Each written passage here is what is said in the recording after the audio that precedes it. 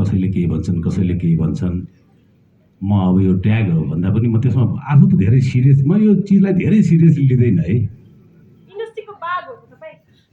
इन्डस्ट्रीमा बाघ कहाँ छ, छँदै छैन। बाघ त जङ्गलतिर पनि जानुपर्छ। अब भनिदियो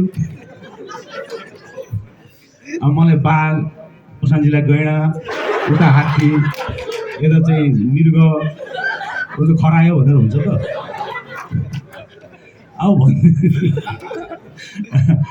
अब भन्छन् विभिन्न किसिमले भन्छन् मान्छेले। अब त्यसमा हामी इन्जोय गर्ने हो जस्तो लाग्छ मलाई चाहिँ। तर म एउटा पर्टिकुलर एउटा कुनै पनि ट्याग होइन, त्यसमा म सिरियस हुँदिनँ। म सबभन्दा पहिला राम्रो कलाकार बन्नुहोस् भन्छु है। राम्रो कलाकार बन्नुहोस्, राम्रो अभिनय गर्नुहोस्, अभियसली पनि राम्रो एक्सन पनि गर्नुपर्छ, राम्रो नृत्य पनि गर्नुपर्छ, तपाईँ राम्रो डायलग डेलिभरी पनि गर्नुहोस् होइन। त्यो सबै चिजहरूमा तपाईँ पोख्त हुनुहोस्। त्यही नि एउटा राम्रो पर्फेक्ट कलाकार बन्यो भने त्यो सबभन्दा ठुलो हो जस्तो लाग्छ मलाई चाहिँ। बाँकी दर्शकहरूले तपाईँहरूले कसैले पनि मायाले दिएको नाम त्यसलाई अब अस्वीकार गर्ने कुरा पनि भएन।